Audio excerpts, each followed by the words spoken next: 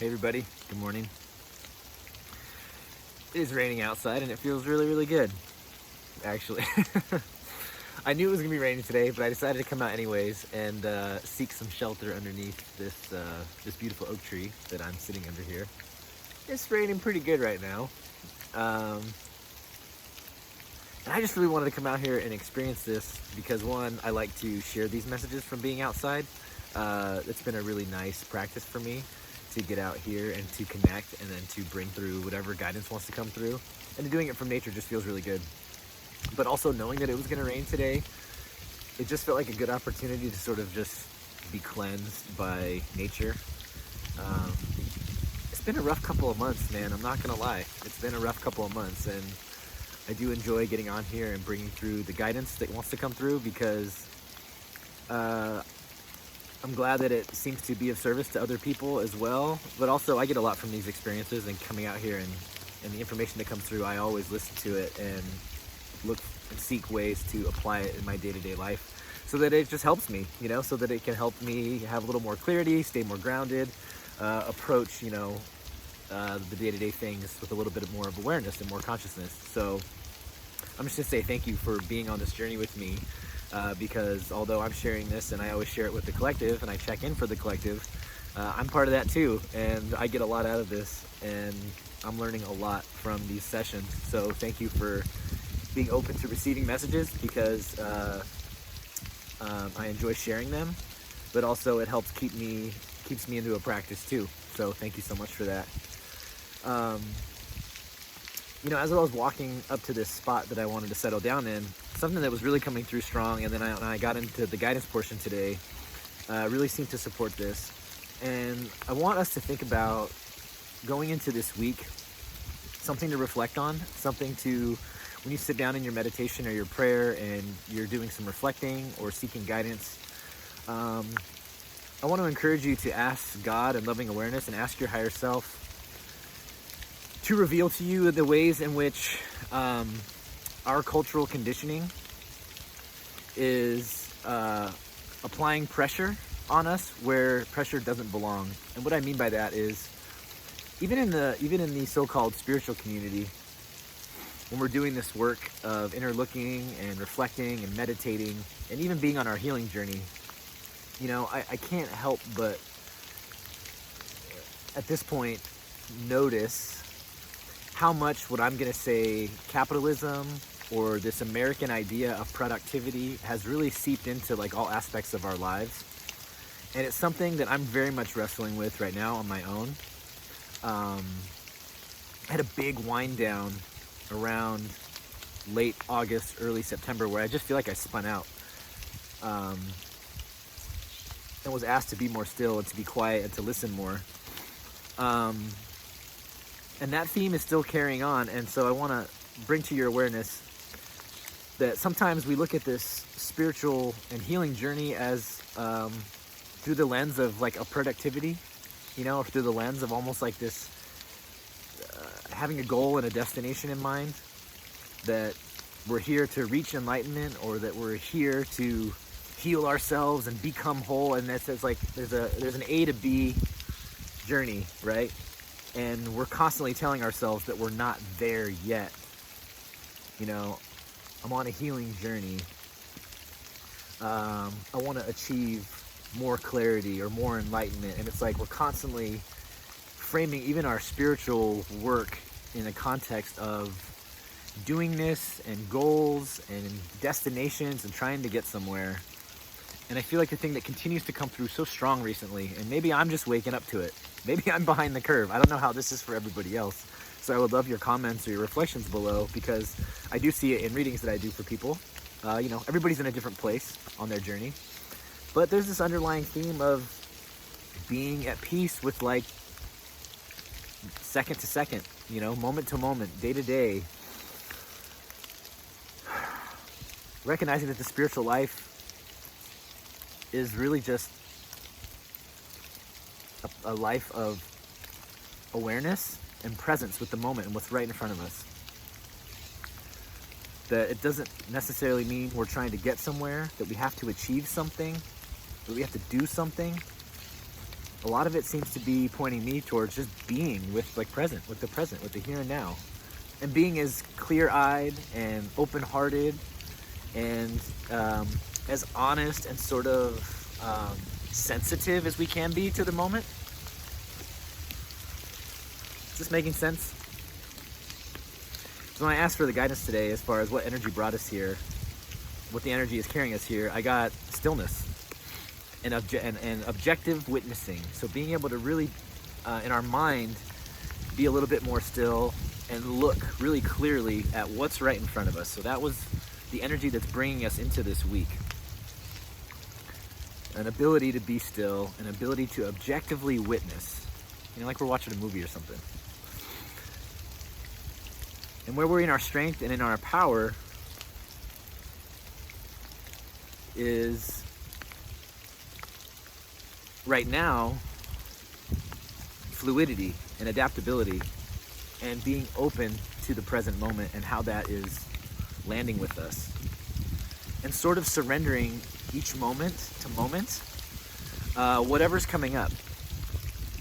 Meaning, one moment we might be feeling really excited about a person in our lives, or the joke we just saw on TV, or the fact that we just finished this really cool project, or that we finished the day of work, and so there's this moment of just like, you know, relief or relaxation or excitement or whatever, and that it's okay for that to exist, and then like 5 minutes later for that to shift because something else is coming up, because new information has come in, you got a phone call, and maybe the phone call is a phone call of distress, and so we kind of move that direction, and instead of kind of quantifying our experience by some sort of like a stable or a steady perspective, right, or a continuity of experience, saying, well, I'm a happy person and fighting feelings of sadness, or well, I'm an enlightened person and fighting moments of feeling unconscious, right? That's where there's conflict. There's inner conflict when we don't allow ourselves to just sort of to be like water. Bruce Lee said it best when he said, be like water. If you pour water into the teacup, it becomes a teacup. You pour water into a pot, it becomes a pot. And I feel a little bit, at least for me personally, I'm definitely moving into this more. And this guidance is coming in through today when I ask, well, where are we in our power? Everybody who's watching this message today, where are we in our power? Well, our ability to be a teacup when we're poured into a teacup, our ability to be a pot when we're poured into a pot, that's something we can step into this week. It's something that we can experiment with and explore. To not try and hold ourselves in one particular fixed position or point of view, even if it feels good, right? Even if it's enlightened, or if even it is objective, or whatever, or be open moment to moment to what's coming up right in front of us, and be with that, and recognize that we're gonna have to surrender it with every breath, because something new might come in, something new might come up, and the more that we're holding on to our particular fixed perspective, point of view, or way of being, like, the more there can be some conflict. Oh yeah, I've got some water on the old lens here. As you can see, I'm getting very wet. Oh, it's so blurry. Early on in this message, we could see clearly, and now we cannot see clearly at all because the water. Let's see if we can wipe this off at all. Yeah, there we go. It kind of worked. So adaptability, flexibility, experimenting and leaning into this idea and giving ourselves permission that we don't have to be fixed in a certain or particular place. That everything is all light and love, or that everything is all terrible and dark and apocalyptic. We don't have to live in one fixed extreme.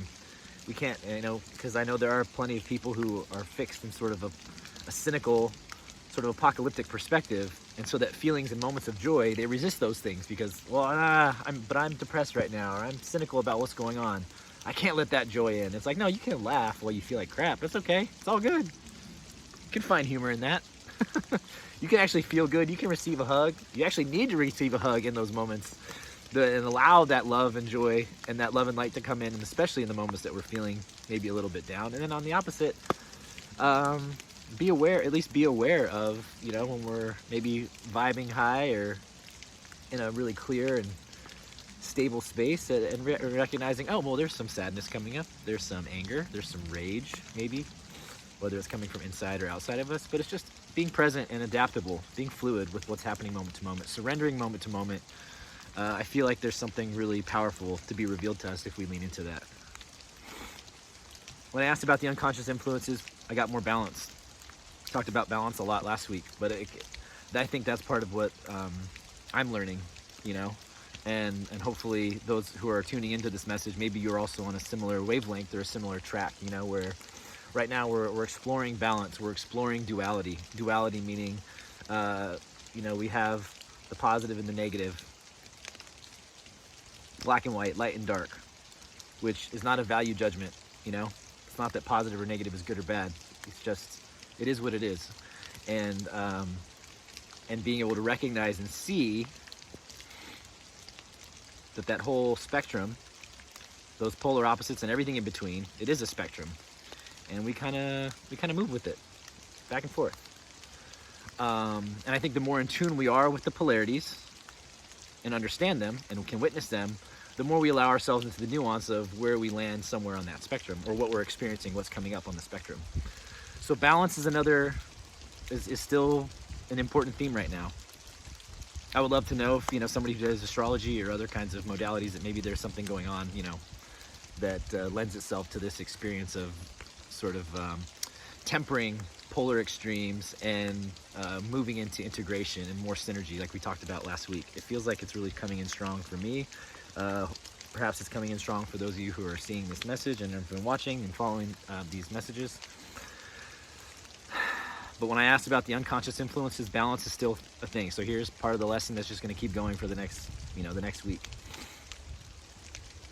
Part of what we're rocking and rolling with. And then finally,